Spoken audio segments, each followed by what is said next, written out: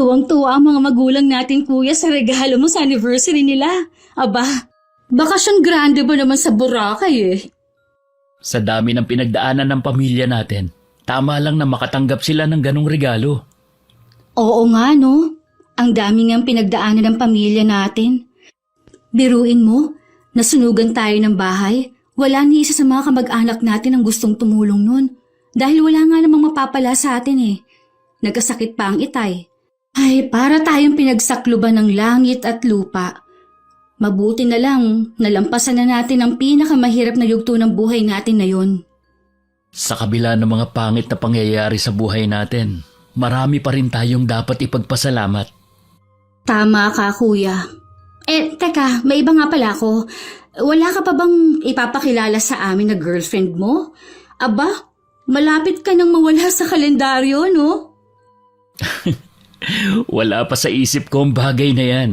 Ang gusto kong unahin ngayon ay ang pagpapatayo namin ng talyar ni Itay. Napag-usapan nga namin na sa harap na lang nitong bahay magpatayo para hindi nauupan ng pwesto. Maganda nga ang naisip mo.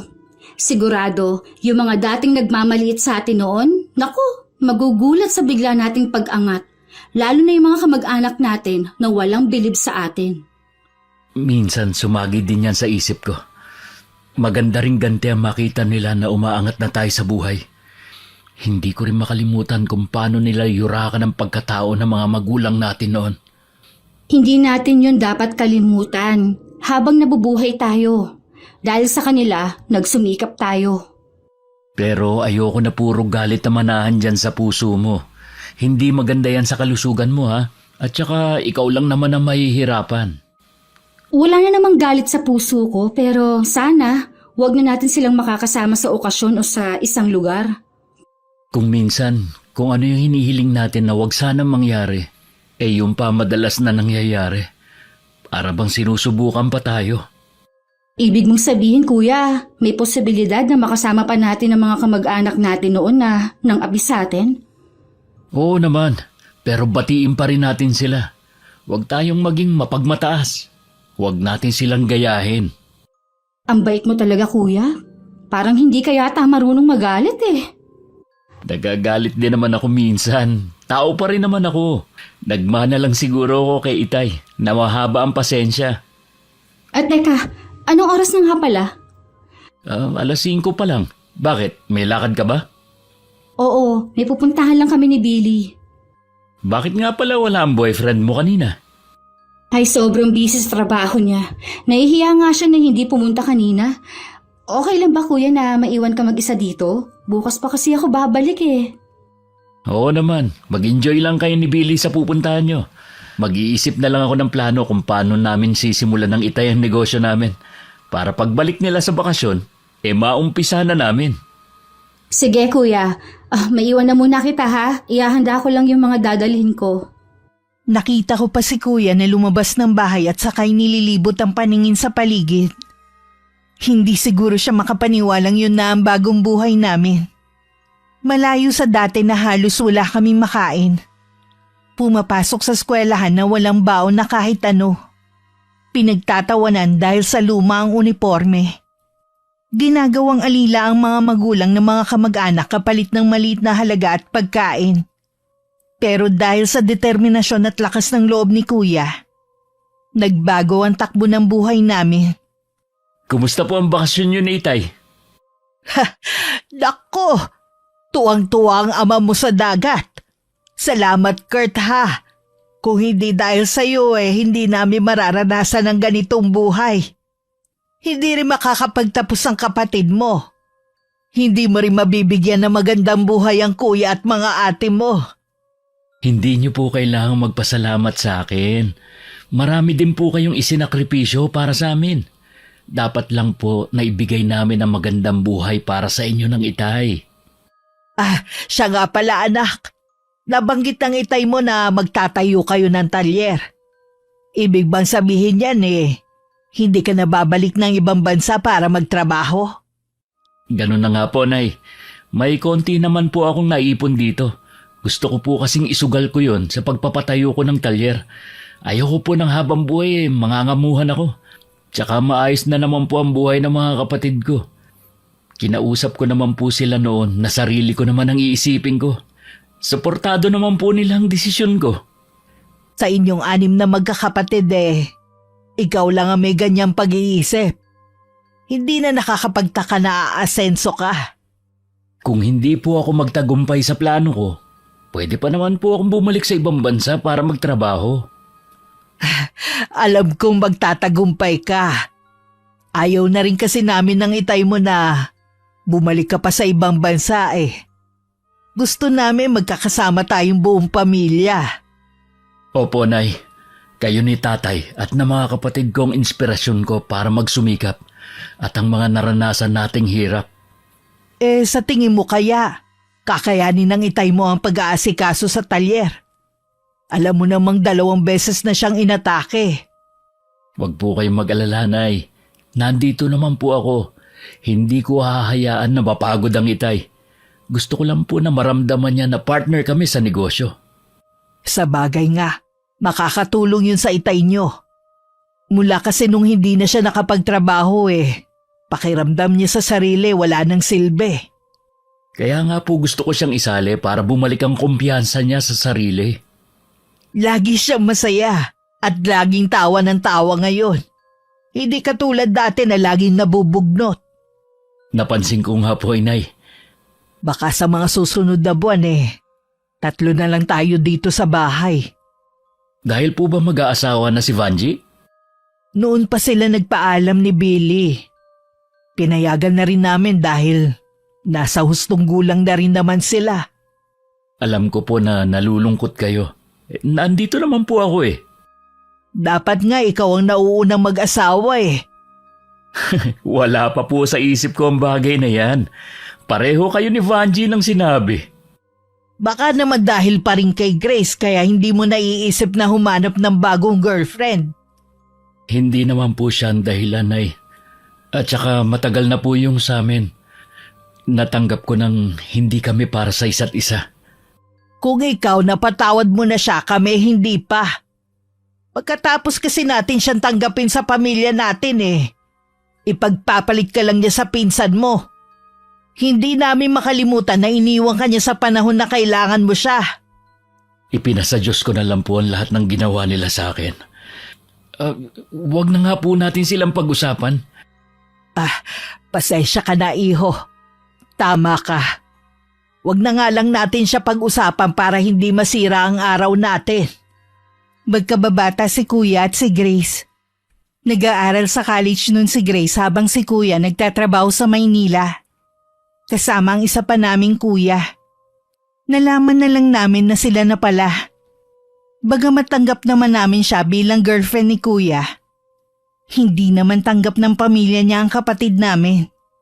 Dahil mahirap na nga, high school lang din ang natapos. Hindi naman lingid sa amin na ang gusto nila para kay Grace noon ay ang pinsan namin na isang seaman. At ang pamilya isa sa tinitingala sa lugar namin. Siguro excited ka na sa negosyo niyo ni Itay, kaya hindi ka makatulog. Medyo. At saka naninibago ako na walang ginagawa. Hindi kasi ako sanay na hindi nababatak ang katawan. Bakit hindi ka pa natutulog? Wala naman akong trabaho bukas, kaya ayos lang magpuyat. Wala ba kayong lakad ni Billy bukas? Tanghali pa naman niya ako susunduin bukas Sa bahay ng mga magulang niya kami pupunta. Kapag ba ikinasal kayo ni Billy, doon na kayo titira sa kanila? Naku, hindi no. Ayoko mapalapit sa mga kamag-anak natin doon. Kapag pumupunta nga ako sa kanila ayoko maglalabas Naiintindihan naman ako ng mga magulang ni Billy. Kaya ayos lang sa kanila na umupa muna kami ng bahay malapit sa trabaho ni Billy. Ibig bang sabihin, wala kang balita sa mga kamag-anak nating taga ron? Meron naman, dahil nagkakwento si Billy. Kung ang gusto mong malaman yung tungkol sa ex mong si Grace, hayun, 4 na ang anak at losyang na raw ang itsura sa kakaalaga ng mga anak. Balita din na naghihirap na ang pamilya nila dahil na-scam daw ang mga magulang at lahat ng pera natangay. May pagkatsismoso din pala si Billy Oo naman. Siya nga nagbabalita sa akin ng mga nangyayari sa mga kamag-anak natin dun. Halos lahat pala sila dun mga naghihirap na. Si Kuya Bernie, matagal na palang hindi sumasampa ng barko mula nang maaksidente. Saan sila kumukuha ng panggastos nila? May trabaho naman daw, sabi ni Billy. Hindi lang niya nga alam kung anong trabaho. Gusto ko sanang kumustahin ang mga kamag-anak natin doon. Kaso ayaw ni inay. Sila pa rin kasi ang sinisisi niya kung bakit inatake ang Itay noon. Tama naman ang inay. Mabuti na yung malayo na tayo sa kanila. Ayoko rin naman na makipaglapit sa mga yon. Tama nang malapit tayo sa kamag-anak natin sa inay. Baka kapag nalaman pa nila na maayos na ang buhay natin, utangan pa nila tayo. Mabuti na nga rin siguro yon na malayo tayo sa kanila. Mabuti talaga. Mahirap yung may kamag-anak kang mga inggitera, no? Ayaw nalalamangan at hihilain ka pababa. Ganon ang mga kamag-anak ng Itay. Mabuti na lang nakalayo na kami sa lugar na yun. Wala na rin kaming ganong balita pa sa kanila. Hindi naman nila kinukumusta ang Itay namin. Siguro para sa kanila patay na siya. Sa magkakapatid kasi ang ama lang namin ng hikaho sa buhay. Nang mga sumunod na araw abala na kaming lahat. Lalo na sa bagong bukas na talyer ni Kuya. Meron po palang sinabi sa akin si Billy kahapon nung nandun ako sa kanila. Ano naman ang mga sinabi ng nobyo mo? Balita daw po sa lugar nila yung tungkol sa talyer ni Kuya. Kaya nagulat ako nang bigla lang nag-chat sa akin yung anak ni Tito Ray. Nangungumusta at nakalimot na raw tayo sa kanila. Sana sinagot mo na kayo ka mo nakalimot. Aba, pagkatapos ng ilang taon bigla na lang silang mangangamusta. Ay, hindi na lang po ako sumagot. Baka humaba lang po yung usapan. Huwag mo na lang banggitin sa Itay at Kuya Kurt mo na pag-usapan natin, ha? Wala po talaga akong balak banggitin pa. Ayoko na rin magkaroon ng connection sa kanila.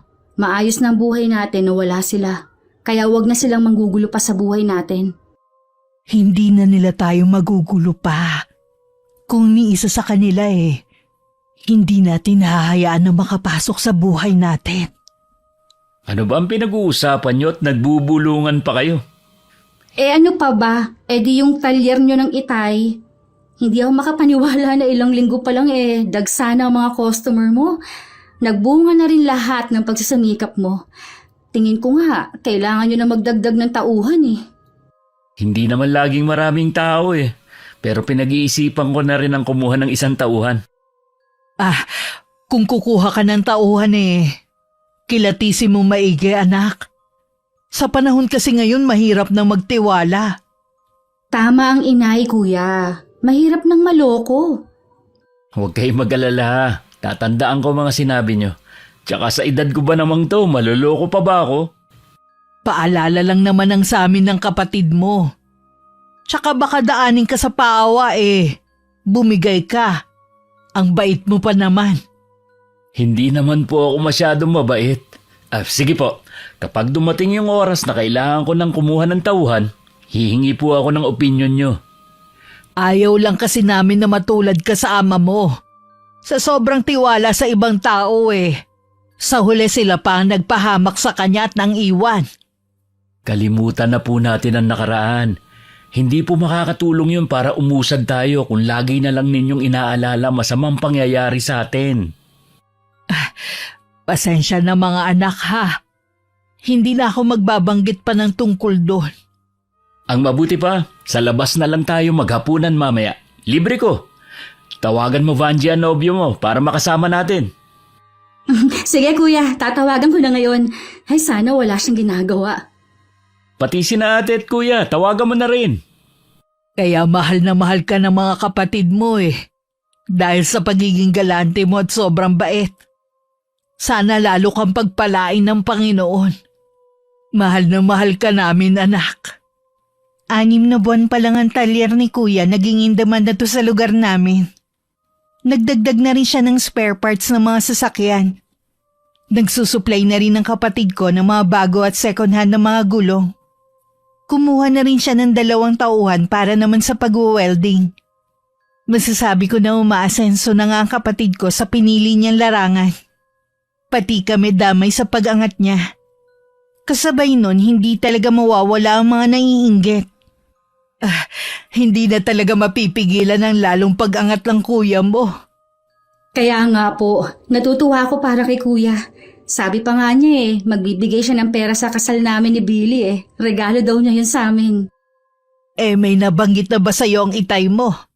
Tungkol sa magiging kasal niyo ni Billy? Wala pa pong nababanggit ang itay. Baka po nakalimutan niya. Lagi ba naman siyang busy Gusto kasi ng itay mo imbitahin ng ilang kamag-anak niya. Ho?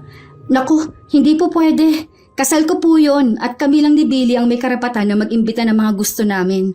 Bakit naman kasi naisipan yun ng itay? Paano kasi kinontak na naman siya ng mga kapatid niya? Keso kalimutan na daw ang nakaraan. Matatanda na raw sila pare-pareho at konting oras na lang ang natitira sa mundo. Dapat daw nagkakaayos na sila. Nagpauto na naman ang itay. Gusto lang naman nilang makasagap ng balita tungkol sa naging buhay natin. Yun na nga ang sabi ko sa itay mo. Pero ang tigas ng ulo. Baka daw mga nagbago na. Tsaka ayaw daw niyang mawala nang hindi sila nagkakaayos ng mga magkakapatid.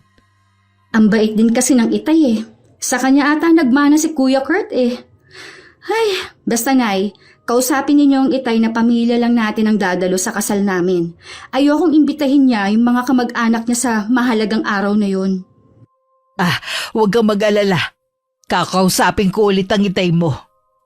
Ayoko namang masira ang araw na yon. Gusto ko lahat kayong mga anak ko masaya. Salamat po, Nay. Mas masaya sana kung pati si Kuya ikakasal na rin. Wala naman siyang nobya, anong gagawin natin? Sinabihan ko na rin naman ng Kuya Kurt mo Pagkatapos ng kasal, hahanapan ko si Kuya ng pwedeng ireto sa kanya. Aba, hindi pwede na tumandang binata siya, no? Gusto ko rin na merong mag-aalaga sa kanya. Iba pa rin yung may sarili siyang pamilya. Sige nga anak, hanapan mo na ng magiging girlfriend ng kuya mo. Sana lang magustuhan ni Kuya ang irereto ko. Basta mabait at alam mong mapapabuti ang kuya mo sa babaeng yun. Hayan na pala si Kuya Ay nako, munti ko na makalimutan. Maghahanda pa pala ako ng merienda nila. Diyan ka nga muna, iha. Nung araw ng kasal ko, hindi ako napilit ng itay na imbitahin ng mga kamag-anak niya. Nakarating naman ng mga yun sa kanila. Marami silang sinabi na hindi magaganda sa amin ng mga kapatid ko. Kasama na dun na lumaki na raw ang ulo namin.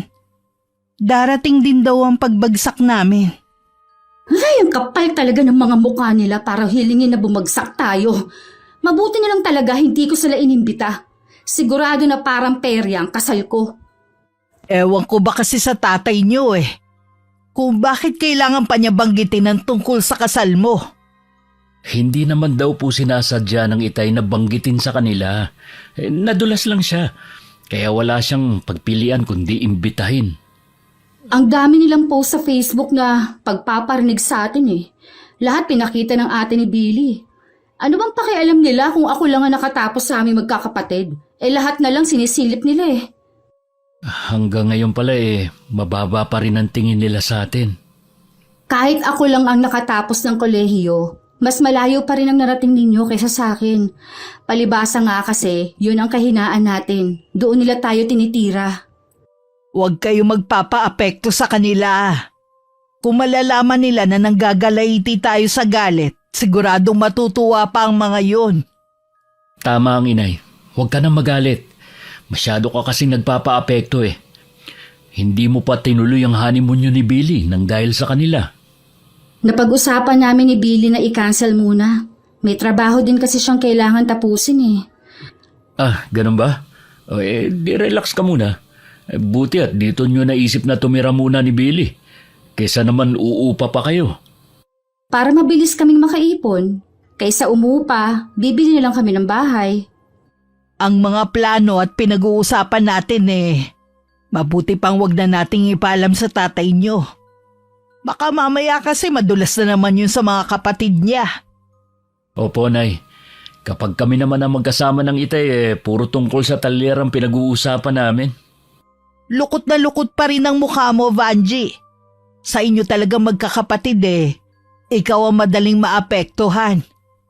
Ay, ewan ko ba, Nay? Bigla ko kasing naalala ang mga ginawa nila sa atin dati, pati ng mga pinsan namin. Ni minsan hindi tayo nagsalita sa mga masama nilang ginawa. Tahimik tayong lumayo. Tapos ngayon, manggugulo sila at tayo pa talagang palalabasin nilang masama at nagbago dahil lang sa pera. Alam natin na hindi yun totoo. Mula ngayon putulin na natin ang ugnayan natin sa kanila. Bahala na ang Itay nyo kung gusto pa rin niya makipag-usap sa kanila. Mukha namang gumana ang ginawa namin na hindi pa mamansin sa mga kamag-anak namin. Hindi na kasi sila nagpo-post sa Facebook ng mga patama sa aming magkakapatid. Kahit anong pangungumbinsi nila kay Itay na umattend kami sa mga okasyon, hindi kami dumadalo. Kahit pumupunta sila sa bahay, ang inay at Itay lang ang humaharap sa kanila. Hinahanap ka pala ng tiya Choleng mo, Kurt. Sabi ko may inaasikaso ka na may kinalaman sa talyer. Sinabi po ba kung bakit ako hinahanap? Hindi ko naman tinanong eh. Bakit daw po sila dumalaw dito mag-asawa? Nangangamusta lang sila at nagdala na rin ng pasalubong. Mukhang mabait na naman silang mag-asawa eh. Hindi naman sila kasama sa mga kamag-anak ng Itay nyo na may sinasabi sa atin.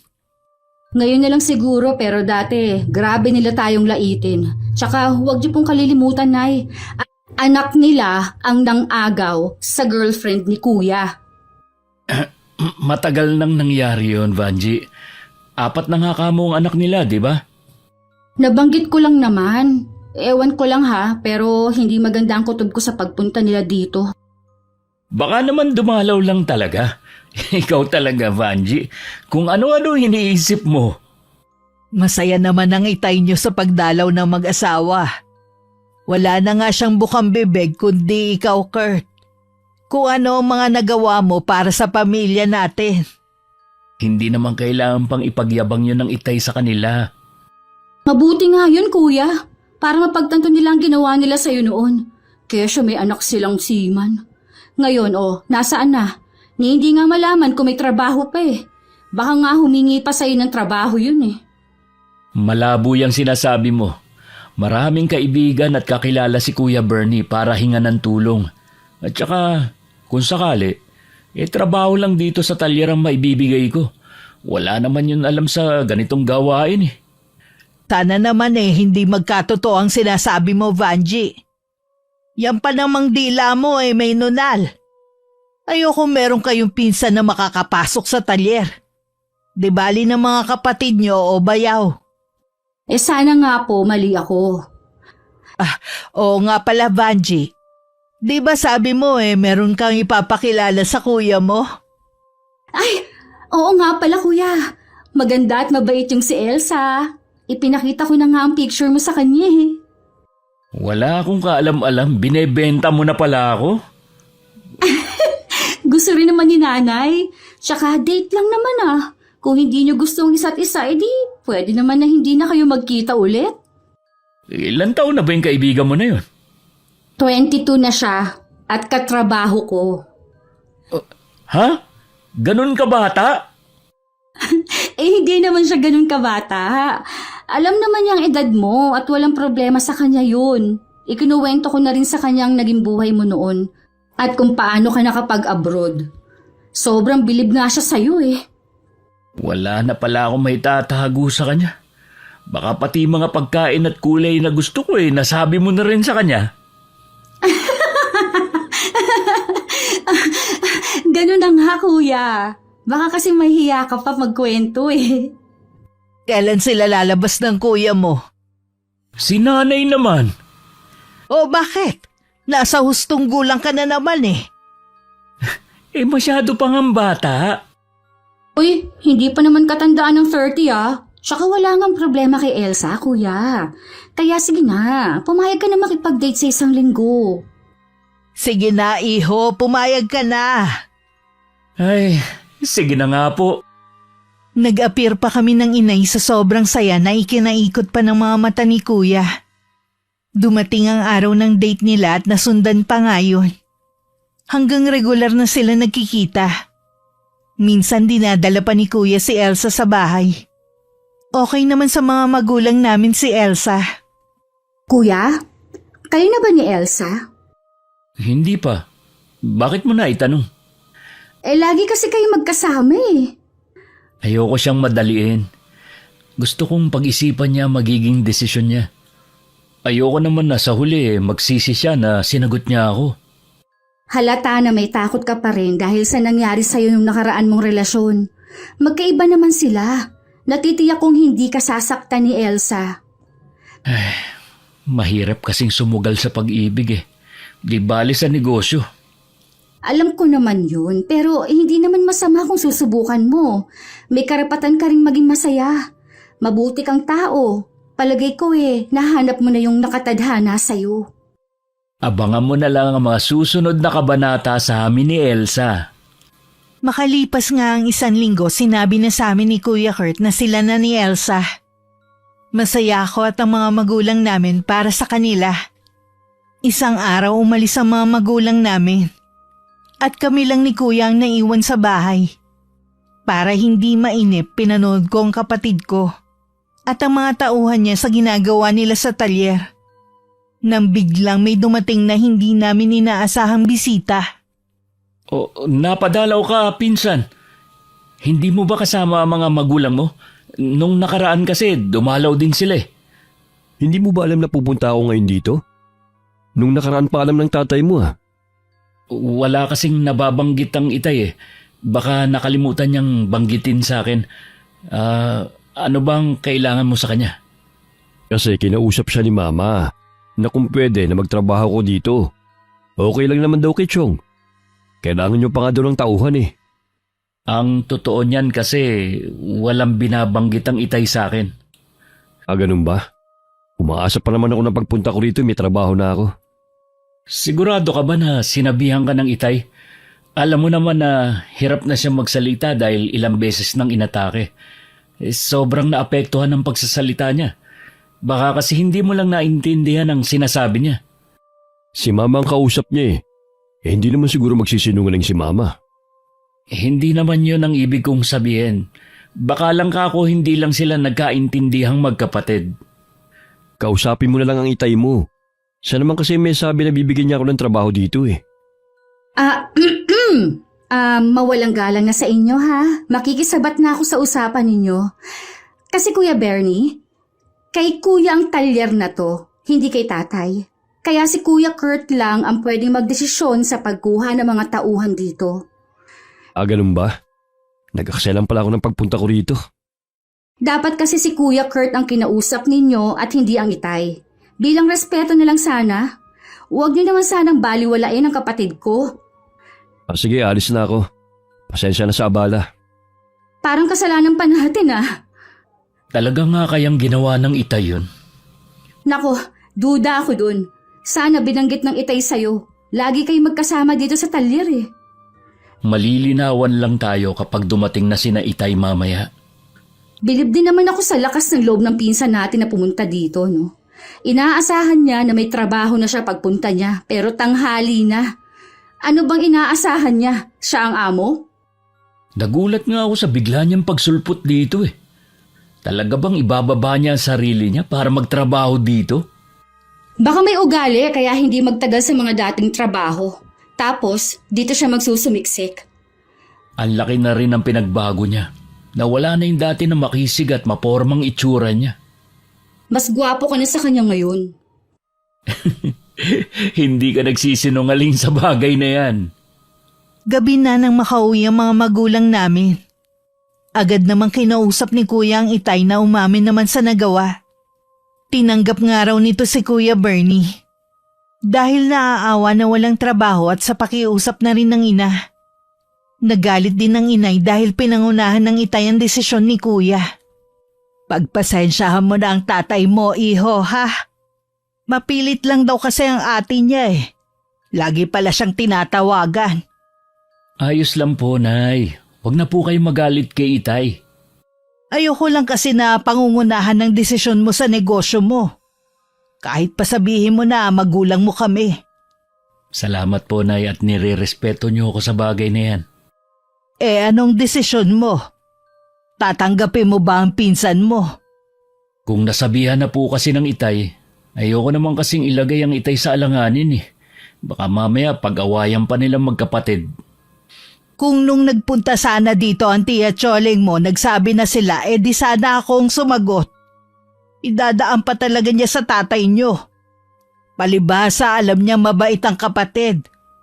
Parang walang respeto sa iyo eh. Ganun na nga po, Nay. Naniwala na siguro kayo sa akin, no? Malakas talagang pakiramdam ko na merong kailangan sila Tia Choling eh. Kaya sila biglang pumunta dito noon.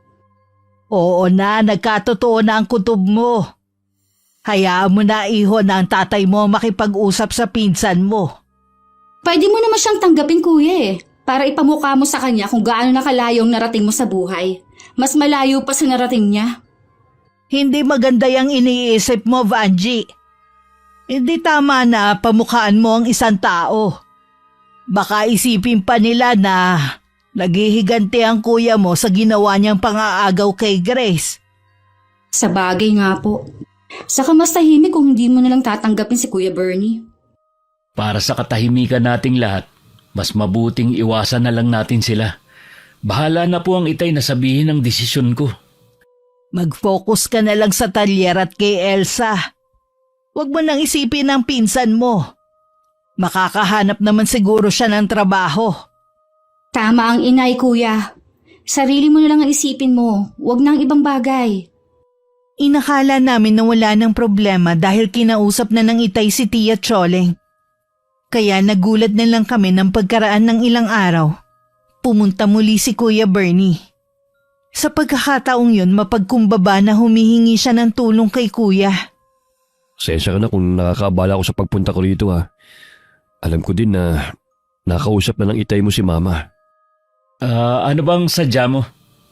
Kasi kailangan ko talaga ng trabaho ngayon eh. Makikiusap sana ako na kung maaari, bigyan mo ko ng trabaho dito sa talyer mo. Ang totoo niyan kasi, kompleto na mga tauhan ko dito sa talyer ko. Kailangan ko lang talaga eh, lalo't buntis ang asawa ko. Wala ka bang maa-applyan na iba? Lagi akong bagsak sa medical eh, kaya hindi ako matanggap. Pasensya ka na talaga. Wala talagang bakante sa ngayon.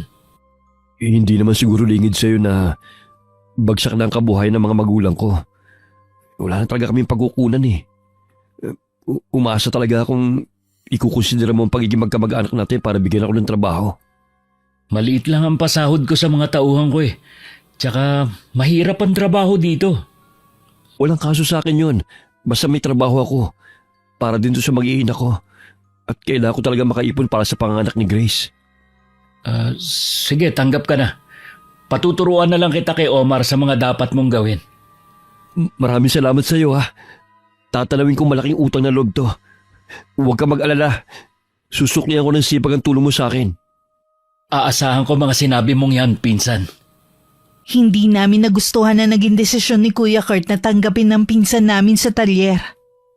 Hindi na talaga maganda ang kutob ko, umpisa pa lang.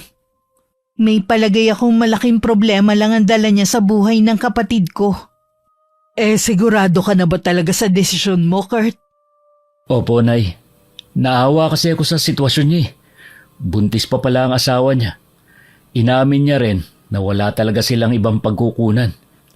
Ibinaba niya ang pride niya sa paghingi ng tulong sa akin. Ayoko lang kasi na pagsisihan mo ang desisyon mong yan. Wala namang masama sa pagtulong pero depende pa rin sa taong tutulungan mo. Bantayan mo, kuya, ang bawat kilos niya. Baka hindi mo alam, nagpapapasok ka na pala ng ahas sa talyer mo. Hindi pa naman siya regular sa trabaho niya. Kailangan ko rin siya obserbahan kung talagang marunong siya. Paalala lang naman ng sa amin ng kapatid mo eh. Alam mo, mahal ka namin. Ayaw namin mapunta sa wala ang pinaghirapan mong ipundar. Kung magsalita naman po kayo eh, parang may gagawin na hindi maganda si Kuya Bernie sa atin. Para bang nanakawin ang pera natin. Huwag kang tumawar yan. Sabi mo nga wala na silang pagkukunan. Baka akala ng pinsan mo tanga ka dahil wala kang tinapos. Tauhan ko lang po siya sa talyer ko. Hindi ko siya tataratuhing espesyal dahil lang sa pinsan ko siya. Hindi ko hahayaan na pakialaman niya ako sa pagpapatakbo ng negosyo ko. Tama yan, kuya. Sabi pa naman ni Billy mapapel lang si Kuya Bernie. Huwag mo hahayaan na magkaroon siya ng boses sa talyer mo ha. Kailangan kapantay lang niya mga tauhan mo, hindi na hihigit dun. Nasabi na natin lahat sa Kuya Kurt mo, tama na siguro yon. Baka naman marindi na sa atin ang kapatid mo. Hindi naman po, Nay. Natatawa lang kasi ako dahil parang ang sama ng tingin niyo kay Kuya Bernie. Oo nga. Hindi mo naman kasi kami masisisi ng kapatid mo kung magdudaman kami. Naiintindihan ko po kayo. Ang mabuti pa magpa-deliver tayo ng pagkain. Para bago umuwi, makapagmerienda rin ang mga tauhan ng talyer bago sila umuwi. Yan ang gusto ko kay kuya galante sa pagkain. Parang hindi ka na nasanay sa kuya mo. Tamang-tama, nagrereklamo na ang tatay nyo. Puro gulay daw ang ipinapakain ko sa kanya. Kahit nga ako na nagsasawa na sa niluluto nyo. Alam nyo naman nakasama talaga yun sa diet ng tatay nyo Paminsan-minsan lang naman po ito. Itanong nyo kay tatay kung anong gusto niya. Ako na lang ang magtatanong sa kanya. Maiwan ko na muna kayo ni nanay. Wala na akong mahihiling pa sa buhay na ibinibigay mo sa amin, anak. Sa loob ng 1 linggong pagtatrabaho ni Kuya Bernie sa talyer, naobserbahan naman ng kapatid ko na maayos siyang gumawa at sumusunod sa lahat ng pinag-uutos niya. Marunong din daw makisama sa mga katrabaho. Tingin ni Kuya natuto na sa buhay ang pinsan namin. Salamat sa iyo, pinsan ha. Nakakailang pasalamat ka na sa akin. Sabi ko naman sa iyo, hindi mo kailangan magpasalamat lagi sa akin. Kung alam mo lang kasi na nabawasan ang isa sa mga problema ko dahil binigyan mo ako ng trabaho sa kabila ng napakalaking kasalanan ko sa iyo. Kalimutan na natin ang nakaraan. Matagal na rin naman yun Para kasi akong kinarma dahil sa ginawa ko. Mabuti ka pa nga nakapagpagawa ng bahay. May negosyo at may sasakyan. Ang layo na talaga ng narating mo. Bunga to ng pagsusumikap ko na sinabayan ng dasal. Sa kabila ng naranasan namin ng pamilya ko, hindi ako nagtanim ng galit sa kapwa ko.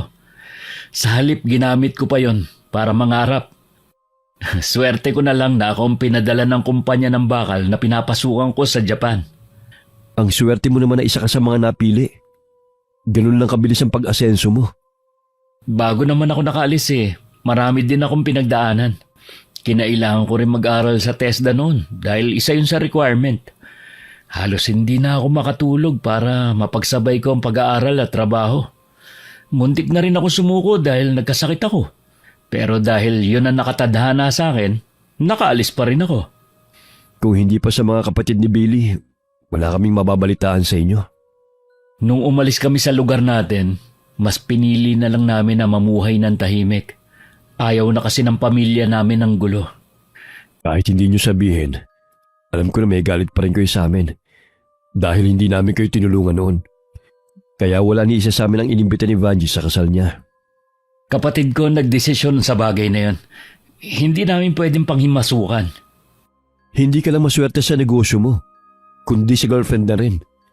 Magaling ka rin pumili ng bata at maganda, no? May plano na ba kayo lumagay sa tahimik? Wala pa sa ngayon. Ini-enjoy lang muna namin ang bawat sandali. Ilang buwan pa lang naman kami. Sana tuloy-tuloy na ang pag-asenso mo. At wag mo rin sana kaming kalimutan.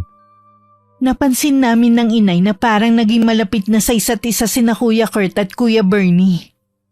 Kinukutuban naman ako ng hindi maganda. Lalo't madalas kong nahuhuli na puno ng inggit ang tingin ni Kuya Bernie sa kuya ko. Ayoko naman sabihin ang napansin ko dahil sasabihan na naman ako ng kapatid ko na napapraning lang. Wala naman kasing ginagawang mali sa trabaho ang pinsan namin. Lagi ngang pinupuri ng kuya mo ang pinsan niyo Masipag daw sa trabaho. Handang matuto at marunong makisama. Kahit hindi raw naman kailangan nag-overtime pa rin sa trabaho. Ang katwiran gustong sulitin ang pinapasahod sa kanya. Masyado kasing mabait si Kuya Kurt kaya hindi niya napapansin ang kakaibang ikinikilos ni Kuya Bernie. Sumisip-sip lang yun sa kanya para mahuli ang loob niya. Siya naman tuwang-tuwa. Kahit nga ang ama mo ay natutuwa din kay Bernie. Sa sandaling panahon nakalimutan na nilang ginawa ng mga yun sa atin.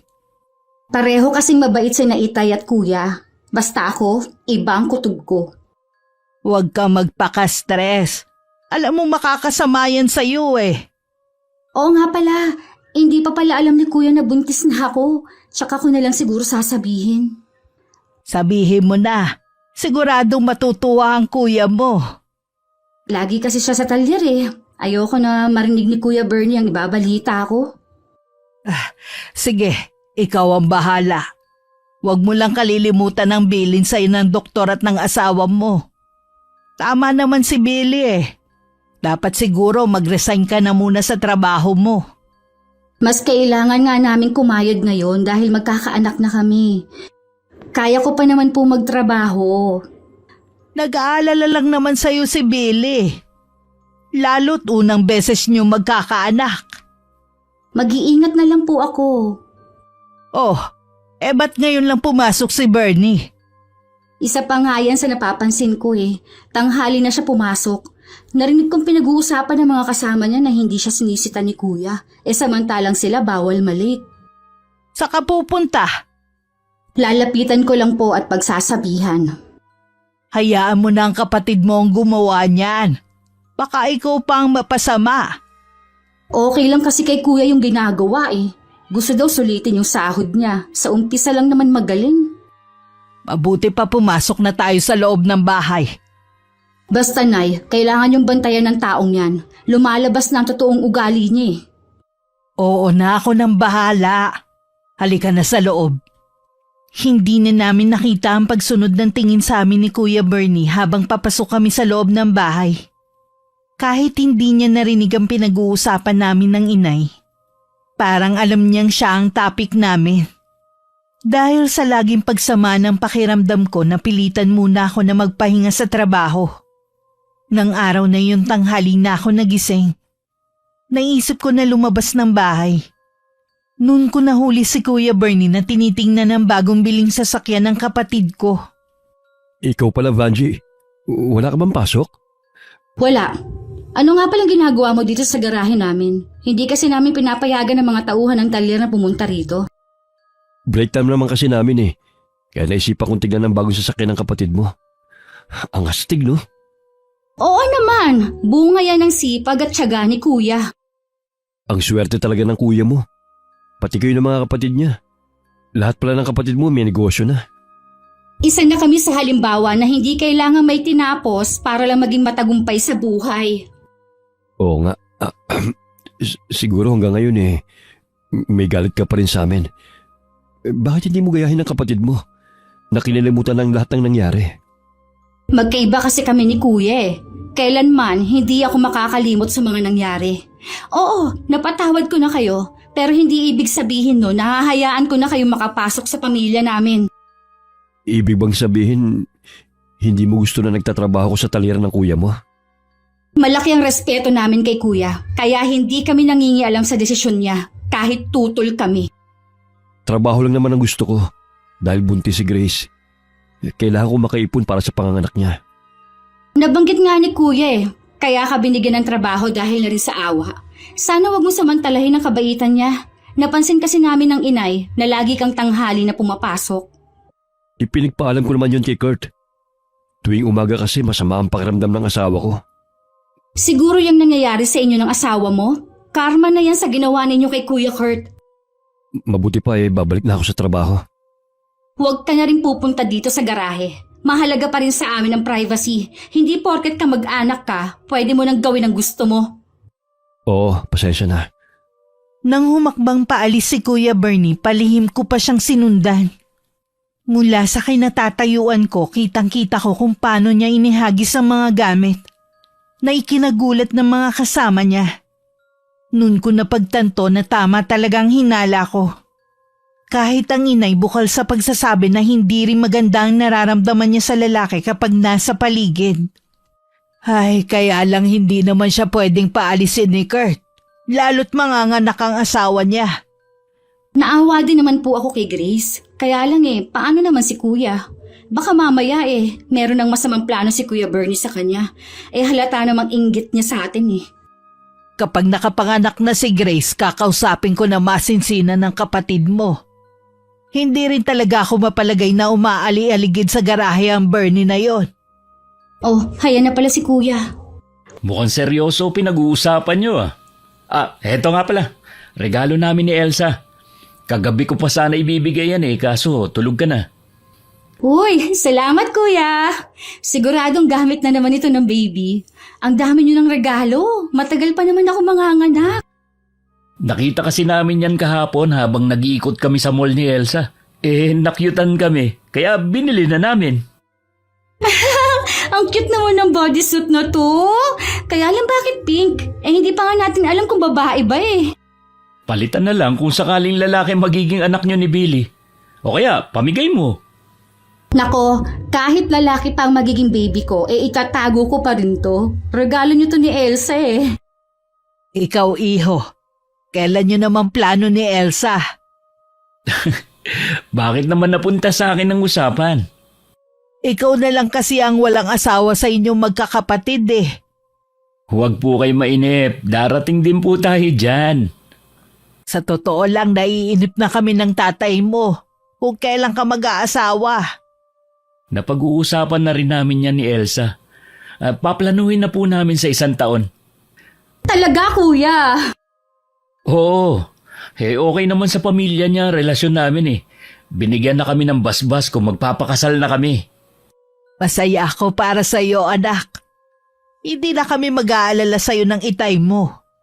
Hangad ko ang kaligayahan ninyo ni Elsa. Mabuti na rin na hindi kayo nagkatuluyan ni Grace. Baka maging impyerno lang ang buhay mo sa kanya At least, ang mga magulang ni Elsa hindi matapobre. Ikaw talaga, binanggit mo pa talaga si Grace. Mula ngayon, ayoko na maririnig ang pangalan niya dito sa bahay Matagal nang tapos ang sa amin. Sige Kuya, pasensya na. Siya nga po pala. Dito po maghahapunan si Elsa. Pwede po ba kayo magluto ng special, Nay? Oo naman. Ipagluluto ko siya ng paborito niyang ulam. Salamat po, Nay. Maiwan ko muna kayo. Babalik na ako sa talyer. Naabutan ni Kuya na nagtatalo ang isa niyang tauhan at si Kuya Bernie. May pinagtatalunan ng dalawa na hindi niya alam. Makailang ulit pang isinalya ng pinsan namin si Omar. Tahimik naman ang iba sa nangyayari. Ano nangyayari dito? Umalis lang ako sandali. Nag-aaway na kayo? Wala lang to, pinsan. Meron lang kaming mababaw na pinagtalunan. Sige na, Omar. Bumalik na sa trabaho. Kayo din, bumalik na kayo sa trabaho nyo. Tapos na break time. Pinaalis mo na agad sila? May tatanong pa nga ako sa kanila. Wala lang naman yun, pinsan. Hindi mo kailangan palakihin. Sa susunod, huwag kang umasta na parang ikaw ang boss dito. Lalo na kapag wala ako. Sana matuto kang lumugar. May mga natatanggap kasi akong reklamo sa mga kasamahan mo. Kahit magkamag-anak tayo, tauhan pa rin kita dito. Ang yabang mo naman. Talyar lang naman tong negosyo mo Kung umasta kaya akala mo kung sino ka na. Hoy Kurt, huwag masyadong matayo ang lipad. Baka bigla kang lumagpak sa lupa. Yan pala ang tingin mo sa akin ano pang ginagawa mo rito? Malaya kang umalis sa talyar ko. Pinsan, pasensya ka na sa mga nasabi ko. Nabigla lang ako. Ang dami ko kasing iniisip na problema sa bahay Lahat tayo may problema. Kahit ang mga kasamahan mo rito pero hindi nila dinadala dito sa trabaho. Pasensya na talaga, pinsan. Pangako, hindi na ito maulit. Huwag mo sanang isipin na tanga ako. Hindi lang ako nagsasalita pero marami ako napapansin. Maliban sa mga sumbong ng mga kasama mo. Kung ano man ang sinusumbong nila sa'yo, huwag kang maniwala sa kanila. Gusto lang nila akong siraan. Kaya nga nagkainitan kami ni Omar Lahat kayo rito, pamilya ang turing ko. Kaya hanggat maaari, ayoko nagkakaroon ng iringan. Kung totoo yung sinasabi mo, Ba't ayos sa akin ng nanay at kapatid mo na nandito ako? Hindi ko hawak ang puso't isipan nila. Wala akong magagawa kung hindi pa rin sila nakakalimot. Kung meron na ako ibang pwede mapasukan, hindi ako magtsatsaga rito. Parang hindi ka mag-anak ang turing niyo sa akin eh. Huwag masyadong mataas ang pride mo. Walang-wala na nga kayo. Matuto ka sanang magpakumbaba. Si Grace yata nagdala ng kamalasan sa akin eh. Huwag ka namang magsalita ng ganyan sa asawa mo kahit hindi pa niya naririnig. Totoo naman kasi. Mula na magsama kami, puro na lang kamalasan ang nangyari sa akin. Sana hindi na ako nagpasulsul sa mga magulang ko na ligawan at agawin sa'yo si Grace. Ano ka mo? Inutusan ka nila na gawin yon? Ano naman ang motibo nila?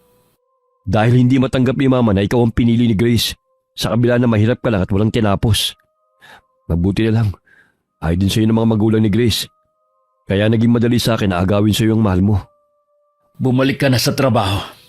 Ito na rin ang huling beses na magbabanggit ka sa nakaraan. Oras na makatanggap na naman ako ng reklamo tungkol sa'yo. Tatanggalin na kita. Oo, hindi na mauulit to. Sana naman kaya pupuntang tukmul na yon. Napakayabang talaga. Ilalabas na naman ang bagong sasakyan. Umanda ka sa gagawin ko. Tignan ko lang kung hindi kayo bumalik sa dati ng pamilya mo. Iiwan ka rin ulit ng mahal mo. 1 linggo na ang nakakalipas na magkaroon ng pagtatalo ang pinsan namin at si Omar. Sa obserbasyon naman ni Kuya, wala na nangyayaring iringan sa dalawa. Akala niya maayos na ang kanyang talyer na makatanggap siya ng notice mula sa munisipyo. Agad namang nagpunta dun si Kuya Kurt. Dala ang mga kaukulang papeles. Hindi naman kami mapakali ng inay hanggang bumalik si Kuya. Ano nangyari, Kuya? Okay na. Pinakita ko na kumpleto tayo ng papeles para mag-operate. Sino kayang nagsumbong? Meron daw nagpadala ng screenshot na nagsasabing nabudol daw ang customer na yon. Nagbebenta raw tayo ng second hand na mga gulong at binebenta natin ng bago. Sabi ko nga, pati na serial number ng resibo sa screenshot para makita ko kung kailan nangyari ang bentahan at titignan ko rin sa CCTV. Pero wala silang maipakita sa akin. May gusto lang sumabot tayo sa negosyo mo, Kuya. Malamang malaki ang inggit niya sa'yo. Napatunayan ko naman na hindi totoong sinasabi sa report na nagre-recycle tayo ng mga lumang gulong at binibenta ng bago. Wala akong nilolokong tao. Iisang tao lang ang naiisip ko na pwedeng gumawa niyan. Walang iba kundi si Bernie. Oo nga, Kuya. Matagal nang may inggit sa'yo ang pinsan nating yun. Mahirap ang magbintang ng walang katibayan. Pwede naman kasi na ibang gumawa nito. Basta kami ni Nanay, kumbinsido na si Kuya Bernie ang may kagagawa nun. Kung ako sa'yo, paalisin mo na siya. Hindi ganun kadali yon. Malapit na mga nakang-asawa niya, kailangan din niya ng pera. Ang tigas talaga ng ulo mo. Hihintayin mo pa na mawala ang talyer mo bago kumilos. Hindi po mangyayari yun. Ipinakita ko lahat ng permit na meron tayo. At saka humingi naman ng pasensya ang tao sa munisipyo sa nangyari. Aalamin daw nila kung sino naninira sa akin. Nakarating sa mga tauhan ng talyer ang reklamo mula sa munisipyo. Hindi inaasahan ni Kuya Kurt na magtatapat sa kanya si Omar. Sabi ng lalaki ang pinsan namin na nagrereklamo. Tingin nila dahil sa inggit. Pinatotohanan naman ng taga-munisipyo ang sumbong ni Omar. Agad na kinumpronta ng kapatid ko si Kuya Bernie. Pagkatapos ng ginawa ko sa'yo, ito pa ang gaganti mo? Huwag ka na magtangkang magkaila. Alam ko na ang lahat ng kalokohan mo. Tama lang na mawala sa iyong talyer na to. Masyado ka kasing mayabang. Akala mo kung sino ka na? Wala akong pakialam kung yan ang tingin mo sa akin. Naiinggit ka lang dahil hindi nyo matanggap na umaangat na kami sa buhay. At kayo, wala nang maipagmamalaking yaman. Itong tandaan mo. Mawawala din sa iyo kung anong meron kayo ngayon. Sinusumpa ko yan. Pati girlfriend mo, iiwan ka niya. Ang kapal rin ng mukha mo. Ikaw na nga tong may ginawang malaking kasalanan sa amin. Ikaw pa talaga may ganang magbanta. Umalis ka na bago ako magpatawag ng pulis. Dapat nga pinapakulong yan para magtanda. Pasalamat ka at naaawa ako sa asawa mo. Hindi kita ipakukulong, pero ayoko nang makita ang pagmumukha mo. Oras na makita kita dito sa malapit, ako mismo ang kakaladkad sa'yo sa presinto. Omar! Tawagin mo mga kasama mo! Paalisin niyo na siya dito! Bitiwan niyo ako! Pagbabayaran mo to ng mahal, Kurt! Kahit kailan hindi ka magiging masaya! Tandaan mong sinabi ko! Nabaliw na yata sa inggit ng taong to. Doon pa, kinukutuban na ako na meron siyang hindi magandang gagawin. Hindi ko lang akalain na aabot sa pagsabotahe niya sa negosyo ko. Naaawa pa naman ako sa kanya at sa pamilya niya. Maging leksyon na sana ang nangyaring to sa'yo. Cut off na sa mga kamag-anak nating minaliit tayo noong araw. Hindi na sila magbabago pa. Kahit ang Itay tuluyan na rin nagalit sa kapatid dahil sa ginawa ni Kuya Bernie. Tinapos na rin niya ang ugnayan kay Tia Choleng at sa iba naming kamag-anak. Natuwa naman kami ni Inay sa naging desisyon na yun ng Itay. Yun lang kasi ang naiisip namin para matahimik na kami. Habang masaya kami nagkukwentuhan na mag-anak, bigla na lang natumba si Kuya Kurt. Agad naman namin siya dinala sa ospital. Nandun din ang kanyang girlfriend na labis na nag-aalala. Gusto ko nang umuwi sa atin. Ang dami ko pang gagawin sa talyer.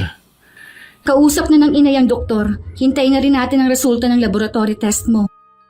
Bakit kasi kailangan niyo pa akong dalhin dito sa ospital? Wala naman akong sakit eh. Mabuti na yung nakakasiguro tayo. Ngayon lang kasi nangyari nang nawalan ka ng malay eh. Wala naman akong nararamdaman sa katawan ko eh. Hindi naman kumikirot ang ulo ko. Baka dahil sa puyat lang kaya ako nahilo. Ilang gabi na kasi akong nagigising ng alanganing oras eh. May bumabag-habag ba sa'yo, kuya? Wala naman. Ayos naman kami ni Elsa. Okay ang takbo ng negosyo natin. Hindi ko alam kung bakit bigla na lang ako nagigising. Talagang nawawala ang antok ko. Pakiramdam ko tuloy sa araw eh. Nangihina ako sa antok. Malalaman natin sa resulta kung may sakit ka nga. Sana naman wala akong sakit. Nandito na pala ang inay. O Nay, ano po ang sabi ng doktor? Wala naman silang nakita na sakit sa'yo eh. Normal din ang lumabas na resulta sa lab test mo. Pwede ka na nga raw umuwi ngayon eh. Ay, salamat naman. Gusto ko na talagang umuwi kanina pa eh. Aayusin ko na ang gamit natin para makauwi na tayo. Ilang araw pagkalabas ni Kuya Kurt sa ospital, muli na naman siyang nahimatay. Lahat ginawa na namin para magkamalay siya pero hindi pa rin siya nagigising. Kaya napilitan na kami na dalhin siya sa ospital. Pagdating doon, normal naman lahat ng check-up sa kanya na labis namin ipinagtataka. Nang araw na yun, inuwi rin namin si Kuya. Ano ang nararamdaman mo, anak? Wala naman po, maliban sa inaantok ako. Matulog ka muna sa kwarto mo. Gigisingin na lang kita kapag nakaluto na ako, ha? Maiwan ko na muna kayo. Ay, ano nga kaya nangyayari kay kuya? Bakit hindi makita ng doktor ang sakit niya? Kita naman kay kuya na meron siyang iniindang sakit. Sa ibang doktor natin siya ipapasuri. Di bali nang gumastos tayo ng malaki basta malaman lang natin ang sakit ng kuya mo. Sobrang payat na nga niya. Nanlalalim na rin ang mga mata niya dahil sa hindi pagkatulog sa gabi. Ipagdasal natin ang agarang paggaling ng kapatid mo. Hindi po kaya nasobrahan sa trabaho si kuya kaya siya nagkakasakit? Pwede rin. Bata pa kasi ang kuya mo batak na sa iba't ibang trabaho. Baka maaga siyang sinisingil ng katawan niya. Sana lang, makumbinsin natin si kuya na magpatingin sa ibang doktor. Sabi niya kasi ayaw na niya Pipilitin natin siya na magpatingin. Kahit nga po si Elsa sobrang nag-aalala sa kanya. Gusto sana niyang dito muna tumigil sa atin para masamahan lang si kuya. Pwede naman. Basta magpaalam lang siya sa kanyang mga magulang. Sige po, sasabihin ko po sa kanya. Ilang beses pang nahimatay si Kuya Kurt hanggang igupo na siya ng kakaibang sakit. Dinala na rin namin siya sa iba't ibang doktor. Pero ni isa walang makatuklas ng totoo niyang sakit. Nang maramdaman namin na parang gusto siyang pag-eksperimentohan ng mga doktor, inuwi na lang namin siya sa bahay. Ano kaya talagang sakit ni kuya? Bakit nangungulubot ang balat niya at nakakalbo pa siya? Mas matanda pa siyang tignan kay Itay eh. Hindi na rin siya makatayo kung walang alalay o tungkod. Kung pwede nga lang sanang akuin na lang ang nararamdaman ng kuya mo eh. Sana ako na lang ang magdusa. Nakipaghiwalay na rin siya kay Elsa. Iyak nga nang iyak yung kaibigan ko eh. Ewan ko ba kay kuya? Tanggap naman siya ng girlfriend niya kung anong kalagayan niya eh. Hindi rin natin masisisi ang kapatid mo kung bakit niya yung ginawa. Iniisip niya siguro na iiwan din siya ni Elsa kaya siya na lang ang una nakipaghiwalay. Hindi naman po ganun si Elsa. Mahal talaga siya ng kaibigan ko. Kung talagang mahal niya ang kapatid mo, handa dapat siya maghintay at magtiis. Yun nga po ang sabi ko sa kanya. Handa naman po siya. Gusto sana niyang alagaan si kuya kaso lagi siyang ipinagtatabuyan. At minsan nga binubulyawan. Kailangan pa natin habaan ng pasensya natin sa kapatid mo. Hindi biro ang pinagdadaanan niya. Nahinto kami sa pag-uusap ng inay nang marinig namin ang malakas na sigaw ni Kuya Kurt sa kwarto niya. Mabilis namin siyang pinuntahan. At nakita namin siya na nagsusumiksik sa isang sulok habang takot na takot. Meron din siyang itinuturo sa kisame. Nay! Paalisin mo siya! Gusto niya akong kunin! Dadalhin daw niya ako sa malayo, Nay! Eh sino bang tinutukoy mo? Wala naman kami nakikita eh. Ayun siya oh! Paalisin mo siya dito sa kwarto ko! Ayoko sumama sa kanya! Wala na siya kuya. Huwag ka na matakot. Pinaalis ko na siya. Hindi na siya babalik dito. Talaga? Oo nga no. Wala na siya. Tumayo ka na riyan. Dito ka na sa higaan mo. Huwag niyo akong iiwan ha. Dito lang kay ni Vanji. Oo, hindi kami aalis. Nagugutom ka ba? Ipagluluto kita ng gusto mo. Hindi po ako nagugutom. Gusto ko na lang matulog. Sige lang, matulog ka na. Habang tumatagal, palala ng palala ang kalagayan ni kuya. Hindi na normal ang ikinikilos niya. Alam ko. Pero anong gagawin natin? Walang doktor ang makakapagpagaling sa kapatid mo. Magtatanong po ako sa mga kakilala ko. Baka po may alam silang pwedeng makatulong sa atin. Minsan talaga mga doktor walang kwenta. Mahalaga lang sa kanilang pera. Lahat gawin natin para gumaling lang ang kapatid mo. Hindi ko kakayanin kapag tuluyang nawala sa atin ang kuya mo. Nung gabi magkausap kami ni Elsa. Sinabi ko sa kanya ang kalagayan ni kuya. Meron siyang sinasabi sa akin na nakapukaw ng atensyon ko. Bigla rin sumagi sa akin ng pagbabanta ni Kuya Bernie kay kuya. Pagkatapos ng tawag, agad kong hinanap ang inay. Inay! Inay! Huwag ka maingay. Katutulog lang ulit ng kapatid mo ngayon. Kanina nagwawala na naman. Nay, kausap ko po kayo na si Elsa. Ang sabi niya, posible daw pong may kumukulam kay kuya. Eh sino naman ang gagawa ng ganun sa kapatid mo? Napakabait ng kuya mo. Wala siya nagiging kaaway. Nakalimutan niyo na po si Kuya Bernie. Matindi ang galit niya kay kuya. Bago siya umalis nun, pinagbantaan niya si kuya. Magagawa kaya yun ng pinsan niyo? Walang imposible sa taong puno ng inggit ang katawan. Kung ganun kailangan natin ng mahusay na manggagamot. Saan naman tayo makakahanap nun? Huwag na po kayo mag-alala, Nay. Isang magaling na manggagamot ang lola ni Elsa. Isasama daw niya ang kanyang lola dito sa bahay. Salamat sa Diyos. Dininig na ang ating mga dasal. Gagaling na rin ang kuya mo. Hihintayin ko lang po sila sa labas. Nagngingit-ngit man ang kalooban ko dahil sa ginawa ni Kuya Bernie. Kailangan ko munang isantabi ang nararamdaman ko. Ang mahalaga ngayon may lunas na kami sa kakaibang sakit na dumapo kay kuya. Makalipas ang 1 oras, dumating si Elsa at ang lola niya. Agad na pinuntahan ng manggagamot ang silid kung nasan ang kapatid ko. Siya at ang inay ang naiwan sa loob. Matinding inggit ang dahilan ng pagpapakulam sa binatang ito. Gusto ng taong yon na mawala ang lahat ng mayroon sa kanya. Walang duda na ang pinsa nga niya ang may gawa dito sa kanya. Pagkatapos ng kabutihan ng anak ko sa kanya, ito pa talaga ang igaganti niya. May mga tao talagang walang utang na loob sa kapwa. Madalas sinusuklian pa nila ng kasamaan. Nakikiusap po ako sa inyo. Pagalingin niyo po ang anak ko. Huwag kang mag-alala. Ako ang bahala sa kanya. Gagawin ko lahat para gumaling siya. Gumising ka, iho. Imulat mong mga mata mo. Ha? Sino kayo? Inay? Huwag kang matakot, iho. Ako ang lola ni Elsa. Nandito ako para gamutin ka. Tama siya, iho. Magtiwala tayo sa kanyang kakayahan na mapagaling ka. Ano po ba ang sakit ko?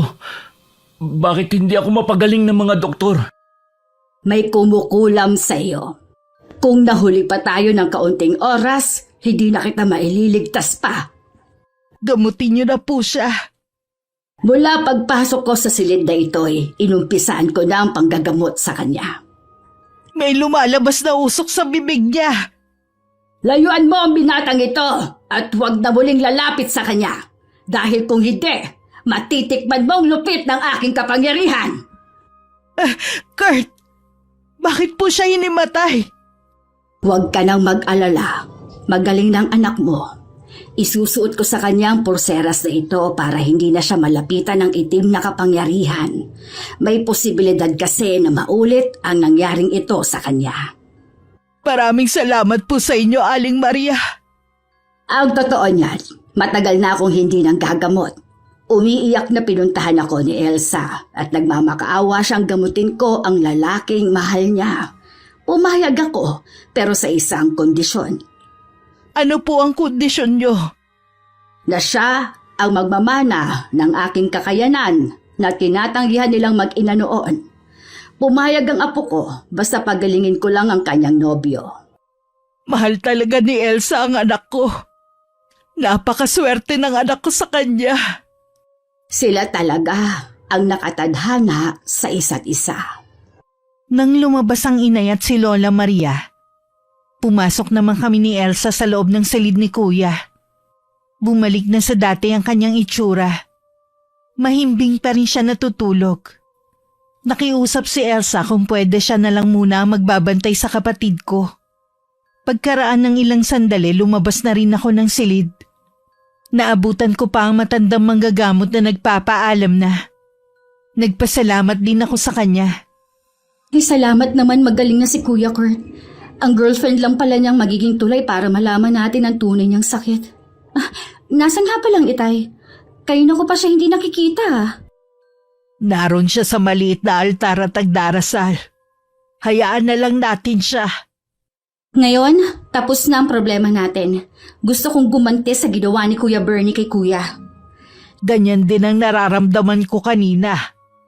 Pero nakapag-isip-isip ako na walang buti ang paghihigante. Mabuti pang ipasa Diyos na lang natin ang lahat.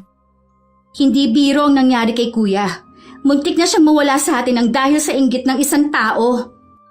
Naiintindihan kita, Iha. Pero mas mabuti pa rin nakalimutan na lang natin ang nangyari. Alam mo siguradong ganito rin ang sasabihin ng kuya mo. Sigurado po yun. Sobrang bait niya eh. Pero dapat sinasabihan pa rin si Kuya Bernie.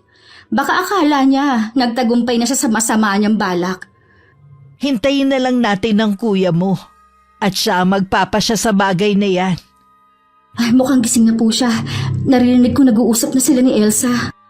Hayaan na lang muna natin sila. Siguradong miss na nila ang isa't isa. Ilang linggo ba naman na tinikis ng kuya mo si Elsa eh. Ang mabuti pa, tulungan mo na lang ako magluto sa kusina. 1 linggo pa bago pinayagan ng inay na bumalik sa talyer ang kapatid ko. Yun kasi ang bili ni Lola Maria. na huwag munang hayaang makisalamuha sa ibang tao dahil mahina pa ang katawan lupa nito. Saan ka pupunta, Kuya Kurt? May pupuntahan lang akong mahalagang tao. Sandali lang naman ako. Sasamahan na kita. Alam ko na pupuntahan mo si Kuya Bernie. Baka kung mapano ka pa. Maselan ka pa naman magbuntis. Hindi naman ako lalabas ng sasakyan mo. Gusto ko rin kasing makita sa huling sandali ang lugar kung saan tayo lumaki. Sige na nga. Baka yun na rin ang huling pagkakataon na tutungtong ako sa lugar na yun. Sige, sakay na. Para maaga tayong makabalik. Marami rin kasi akong gagawin sa talyer eh. Habang daan, marami kami na pag-usapan ni Kuya. Mga plano para sa hinaharap. Nakakatuwa lang isipin na lagi kami kasama na pamilya niya sa mga plano niya.